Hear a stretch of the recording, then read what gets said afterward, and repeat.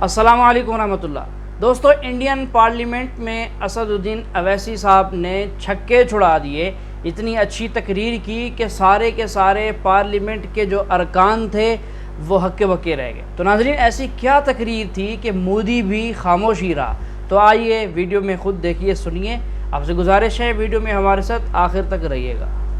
मैं जिम्मेदारी के साथ कह रहा हूं कि भारत के प्रधानमंत्री और उनकी सरकार भारत के मुसलमानों से उनकी शनाख्त को छीनना चाहते हैं। ख्वाजा अजमेरी के आस्थाने पर चादर बिछाइए, मगर आप जो चादर मुझसे छीनना चाह रहे हैं मेरी मस्जिद है।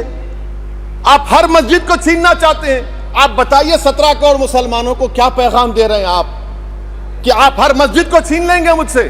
फिर मेरा वजूद किस माने रखता है? मेरा शनाख्त क्या माने रखता है? रूल ऑफ लॉ क्या माने? अच्छा, 1991 के प्लेसेस ऑफ वर्शिप एक्ट पर क्यों नहीं बोलते आप लोग? आप उस पर कायम है ही नहीं है। आप 500 साल की बात करते। मैं आपसे कहता हूं भाई, 500 साल पे मत जाइए, बौद्ध पे जाइए, जैनिज्म पे जाइए, शैविज्म पे जाइए। कहां रुकेंगे? अरे इस देश को आजादी मिली 47 में, संविधान मिला हमको बाबा साहब अंबेडकर का, बराबरी का। उससे पहले तो राजा रजवाड़े थे, जमहूरियत नहीं थी, लोकतंत्र नहीं था, मगर आप उसको उस बारे में लेके जाते। अरे 500 साल आगे क्या होगा बताइए?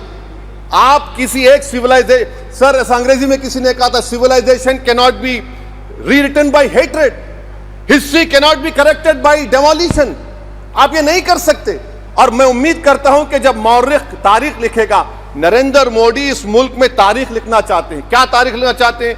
कि मैंने इस देश को, गांधी अंबेडकर के देश को मैंने हिंदू राष्ट्र बना दिया। मैं उम्मीद करता हूं कि हमारे भारत के हमारे हिंदू भाई देश के प्रधानमंत्री की सोच को नाकाम करेंगे। उन पर है, भारत के प्रधानमंत्री प्रधान सेवक रहिए, आप कोई प्रीस किंग मत बन जाइए। आप जीतेंगे, कौन जीतेंगे देश तय करेगा। मगर याद रखिए 17 करोड़ मुसलमान आज गम और गुस्से में हैं। हो सकता है आपके यहाँ फिशरमैन माइनॉरिटी के ना हो सकता है आपके यहाँ पशुपालक माइनॉरिटी के ना हो सकता है किसान आपके यहाँ माइनॉरिटी के ना हो सकता है महिलाएं आपके यहाँ माइनॉरिटी में ना हो सकता है कि आपके यहाँ युवा में माइनॉरिटी। क्या हो गया है दादा? क्या देश के युवा जी की बात होती है? समाज के सब वर्ग नहीं होते हैं? क्या देश की नारी की बात होती है? देश की सभी नारी नहीं होती है? कब तक टुकड़ों में सोचते रहोगे? कब तक समाज को बांटते रहोगे? सब सीमा करो, बहुत तोड़ा देश को। कल शाम को मैंने आपके पास में कुछ बातें रखी। मैंने उस बातों को लेकर के रात भर काफ़ी मनन किया सर, और काफ़ी मेरे मित्र जो कलकत्ते में पंडित है, विद्वान, उनसे से बात की। एंड विश्वास कीजिए sir, I could not sleep through out the night. आपसे मिलना चाह रहा था, सवेरे बहुत चेष्टा की, बट अनफॉर्चुनेट इतने आपका बेस्ट कार्यक्रम मिल नहीं पाया। बात करने के बाद में मैं आज अभी इतना सुकून महसूस कर रहा हूँ आपके सामने अपनी बात रख करके, कि आपने जो बातें कही 3 दिनों में वो सब सही, और आपके निर्णय जितने भी से सब ठीक थे। कहीं आपने गलत नहीं कहा।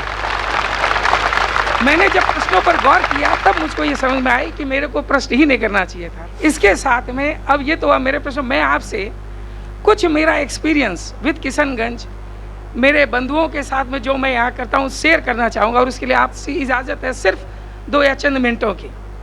सर, मैं किशनगंज में जब भी रहता हूँ, मेरा अधिकतर समय मेरे भाइयों के साथ में बिकता है।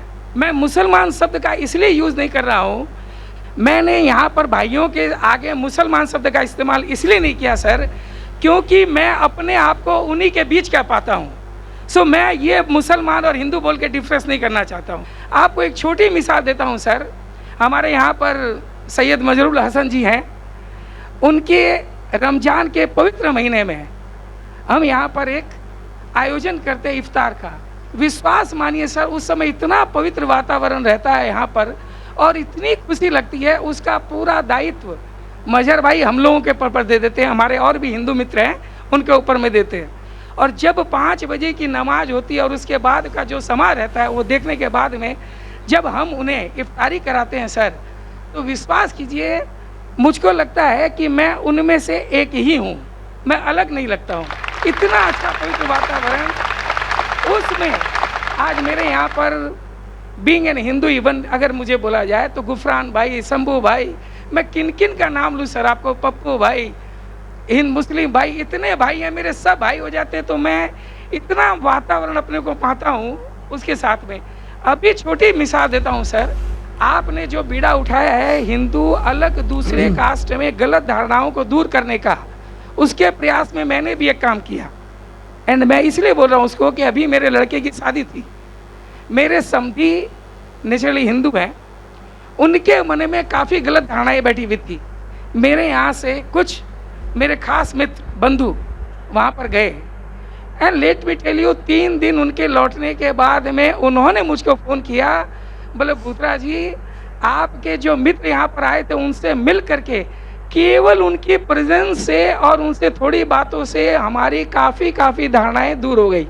अब मैं उनके प्रति कभी भी मेरी कोई ऐसी बात नहीं रहती है जिससे, जैसे मसलन मान लीजिए मांसाहारी, थोड़ा इस तरह का उनका एटीट्यूड था। लेकिन जब उन्होंने देखा तब उन्होंने मतलब ये कहा, बोले कि इतने बढ़िया व्यवहार और इतनी बड़ी नेकी भाईचारा का व्यवहार, बहुत खुश हुए।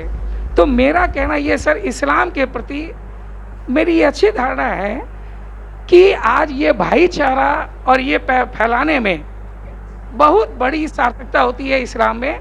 और मैं तहे दिल से आपका स्वागत करता हूँ सर। एंड मेरे पास में अब कोई क्वेश्चन नहीं रह जाता सर, आपकी salute to you sir, thank you. माशाल्लाह भूतरा साहब माशाल्लाह करीब भाइयों में से है, और कल रात को वक्त की तंगी होने की वजह से उनने 3 सवाल किया था और मैं चाहता था जवाब दूं, लेकिन जहाँ तक ये लॉ का सवाल है कि 10 बजे ख़त्म होना चाहिए, इसलिए ख़त्म करना पड़ा। तो मैंने उनसे कहा कि पहला मैं आपको मौका दूंगा, एक नहीं 3 सवाल पूछने का। लेकिन भूतरा साहब ने कहा कि पूरी रात नहीं सोई, उनने कोशिश की, पंडितों से पूछे और चेक किया, जो मैं चाहता हूँ, और उन्हें इत्मीनान हो गया कि जो भी मैंने कहा सच कहा माशाल्लाह। और मैं आपका शुक्रगुजार हूँ कि आपकी ये शहादत मेरे जवाब से और अच्छी है माशाल्लाह, मेरी तकरीर से अच्छी है। और यही मेरा हमेशा फ़लसफ़ा रहा, मैं कभी भी नहीं चाहता हूँ कि हिंदू मुस्लिम में कभी भी भेदभाव हो या कभी भी आपस में नफरत हो। ज़रूरी नहीं कि जो मैं बोलता हूँ हर एक आदमी बात माने, और जो मेरी बात नहीं मानता है उसको मैं पहला मौका देता हूँ ताकि जो हमारे दरमियान जो गलत फहमी है वो दूर हो। इसीलिए मुझे बहुत दुख हुआ कि मैं आपका जवाब न दे सका कल, बहुत दुख हुआ मुझे। कहूँगा सिर्फ हाँ जी, बोलिए। मुझे याद है आपका प्रेस इंटरव्यू, जब आप जिस दिन यहाँ पर किशनगंज में आए थे, तो किसी पत्रकार ने आपसे कहा था कि मंजिल एक है, रास्ते अलग अलग हैं क्या? तब आपने तुरंत उन्हें जवाब दिया रास्ते भी एक है। उस दिन से लेकर के कल उस विचार पर भी मैंने सोचा, तो वास्तव में आपका कथन एकदम सही है सर। मैं इसमें थोड़ी तब्दीली करता हूँ अपने मन से कि मंजिल भी एक है सर, रास्ते भी एक है। हम हो सकता है रास्ते में अकेले चलने में थोड़ा घबरा जाते हैं, इसीलिए किसी का सहारा ले लेते हैं, मूर्ति पूजा या किसी का सहारा ले लेते हैं। बट कहीं दूर तक जाने के बाद में अल्टीमेटली आप और मैं और तू एक हो जाते हैं, और फिर केवल रह जाता है हम। नहीं जी, यहाँ तो मैं इस आदमी की बात से एग्री नहीं करता, क्योंकि जिस जगह पर मंजिल एक सोचकर रास्ते जुदा जुदा किए जाएं और मुख्तलिफ़ रास्तों से एक मंजिल पर जाया जाए, तो ये नामुमकिन है मजहबी तौर पर, मसलकी तौर पर, कि मुख्तलिफ़ रास्ते अपनी चाहत के जो है वो चुनाव करके उनको तय किया जाए और जाकर मंजिल मकसूद जो कामयाबी वाला है वहाँ पहुँचा जाए। ये नामुमकिन है। जबकि वो वजाहत कर रहे हैं कि किसी चीज़ का सहारा ले लिया जाए, मूर्ति पूजा वगैरह। तो मूर्ति पूजा या कोई और किसी चीज़ की पूजा का सहारा लेना, ये तो नाकामी की सबसे बड़ी दलील है कि जब अल्लाह ताला ने अपने बारे में ये फरमा दिया कि मैं एक हूँ, मेरा साथ नहीं है, मेरी कोई औलाद नहीं है, मैं अकेला हूँ और मेरे साथ बराबर कभी कोई नहीं है, तो अल्लाह ताला के बराबर का बना लेना, अल्लाह ताला की शक्ल बना लेना, नऊज़ुबिल्लाह मिन ज़ालिक, वो सारी चीज़ें जो है वो ज़ुबान पर लाना भी बड़ा मुश्किल है। तो वो कहाँ की कामयाबी की दलील हो सकती है? इंतहाई नाकामी की तरफ ये आदमी जाता है अगर वो ऐसे अपनी इसी बात पर डटा रहता है। चलिए मज़ीद देखते हैं कि इस बात पर डॉक्टर साहब इसको क्या जवाब देते हैं। हम भाई साहब, भूतरा साहब, आप बोलते कहीं ना कहीं आगे जाके एक होते। मेरी ख्वाहिश है कि यहाँ से एक हो, अगर यहाँ से एक हो जाए, ठीक बात, तो बात ही कुछ और है। थोड़ा डर लगता है सर। मैं चाहता हूं कि आपके साथ में ज्यादा वक्त बिताऊं, कहीं आगे जाके एक हो तो बहुत दूर हो जाएंगे, कभी हम रहे ना रहे। मेरी ख्वाहिश है कि हिंदू मुस्लिम यहाँ से एक हो। सर ऐसा है, हम आपके बनस्पत हो सकता है थोड़े कमजोर दिल के हो सर, रहने कमजोर इंशाल्लाह। इसीलिए हमें किसी सहारे की दरकार पड़ती है। अब बाकी कहीं ना कहीं हम मिलते जरूर हैं सर आपसे। बहुत बहुत शुक्रिया। और जो आपके पहले जो भाई साहब ने सवाल भी किया था, जो जैन साहब थे, लोग को कभी कभी बुरा लगता है, मैंने ये कहा भाई आप भी मेरे कुरान में से कुछ ऐसी चीज बताओ जो आपके भगवत गीता आपके वेद से मिलते, वो मैं 100% मानूंगा। मैं डबल स्टैंडर्ड नहीं हूँ, लोग को लगता है क्योंकि मैं इससे बात करता हूँ, लेकिन जो लोग तहकीक करते वो मेरे करीब आते, जो लोग तहकीक नहीं करते वो हो सकता है मुझसे दूर जाते। लेकिन अक्सर जितने गैर मुसलमान मेरे तकरीर सुनते हैं, अक्सर में बोल सकता हूँ कि मोर देन 80% अल्हम्दुलिल्लाह, 80% से ज़्यादा, अभी वो 90 है क्या 85 वो मैं नहीं कह सकता हूँ, या 95 है, लेकिन 80% से ज़्यादा माशाल्लाह जितने गैर मुसलमानों से मिलता हूँ, हो सकता है 90% से ज़्यादा, वो जब जानते हैं कि मैं डोगलेपना नहीं करता हूँ, जैसे बाकी जितने धार्मिक के हैं, धार्मिक प्रचार करने वाले, मैं बोलता हूँ आपने ये कि आप मानेंगे नहीं मानते, मैं कहता हूँ कि धार्मिक किताबों पे अमल करो और जो यकसा है कम से कम उस पर अमल करो, जो डिफरेंस है वो बाद में। क्योंकि जो आपने कहा मैं भगवत गीता से भी कोट कर सकता था, क्योंकि भगवत गीता है वो निचोड़ है वेद की, और भगवत गीता में भी चैप्टर नंबर 7 वर्स नंबर 20 में लिखा है क्या all those whose intelligence has been stolen by material desires they worship demigods. मतलब जो लोग की भावना पैसे से खींची जाती है वो लोग गलत खुदा की इबादत करते हैं। आप आगे पढ़ेंगे Bhagavad Gita chapter number 7 verse number 21, 22, 23 में श्री कृष्ण कहते हैं कि जो लोग गलत भगवान की पूजा करते हैं फिर भी जो एक ईश्वर है उनकी चीज को मान लेता है, उनके दुआ को कबूल करता है, लेकिन जो गलत ईश्वर की पूजा करते हैं वो गलत जगह जाएंगे, जो सही एक ईश्वर की पूजा करते हैं वो सही ईश्वर के पास आएंगे। अब इतनी छोटी तकरीर में मैं वेद भगवत गीता सबका तो मैं नहीं दे सकता हूँ। एक मेरी तकरीर है similarities between Islam and Hinduism, Islam and Hinduism में यकसानियत। अगर मैं सिर्फ हवाले दूंगा मोहम्मद सल्लल्लाहु अलैहि वसल्लम का जिक्र तो 1.5 घंटा लगता है। सिर्फ मैं तौहीद का जिक्र करूंगा, एक भगवान का, वेद में भगवत गीता में, भगवत गीता भी पढ़ चुका हूँ, लेकिन मुमकिन नहीं क्या एक छोटे से सवाल जवाब सेशन में मैं सब कहूँ।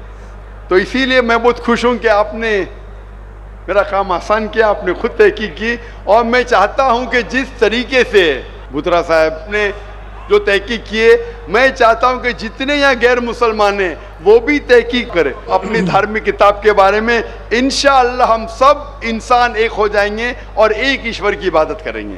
बहुत बहुत शुक्रिया। जी हाँ नाजरीन, तहकीक तो बहुत ज़रूरी है। अल्लाह ताला कुरान करीम में भी इरशाद फरमाते हैं, या अय्युहल्लज़ीना आमनू इन जाअकुम फासिकुम बिनबइन फतबय्यनु। ईमान वालो, अगर तुम्हारे पास कोई फासिक आदमी किसी चीज़ की, कोई बात की खबर लेकर आए तो तुम उसकी तहकीक करो। तहकीक का हर एक इंसान को हुक्म है और उसको जो है ज़रूर तहकीक करनी चाहिए। कोई भी बात है, चाहे मजहबी मसलकी बात हो या किसी के बारे में कोई बात पहुंची है, तो हमें क्या चाहिए जी, हम उसकी तहकीक करें।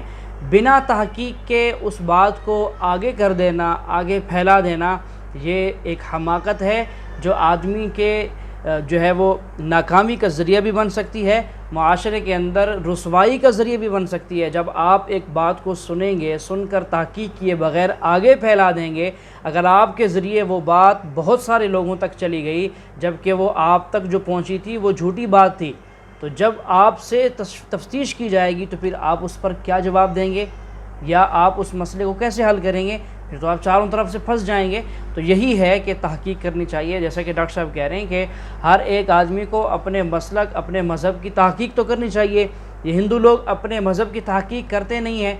पंडितों ने जैसा कह दिया वैसे सुन के, उसको मान के 100% उसी पर अमल करना शुरू कर दिया। हालांकि इनकी किताबों में वो बातें लिखी हैं जो पंडित आज तक बताते नहीं हैं, और जो पंडित कहते हैं, बताते हैं, वो इनकी किताबों में लिखा हुआ नहीं है, मिलता ही नहीं है। तो ये खुला तज़ाद है, पंडितों के कौल और फ़ेल के अंदर खुला तज़ाद है। इनके मजहबी लोगों के कौल और मजहबी किताबों के अंदर जो लिखा हुआ है इनमें खुला तज़ाद है। और ये मैं कहता हूँ नाइंसाफ़ी है कि ये लोग अपने मज़हब के साथ, अपने मज़हब के लोगों के साथ खुली नाइंसाफ़ी करते हैं। ये पंडित सिर्फ़ और सिर्फ पैसा बटोरने के लिए और अपने पेट पूजा के लिए। तो नाज़रीन, आज की हमारी ये वीडियो थी, आपको कैसी लगी कमेंट करके ज़रूर बताइएगा। और इसके बाद अब मुझे दीजिए इजाज़त, मिलते हैं एक नई वीडियो में एक नए रंग के साथ।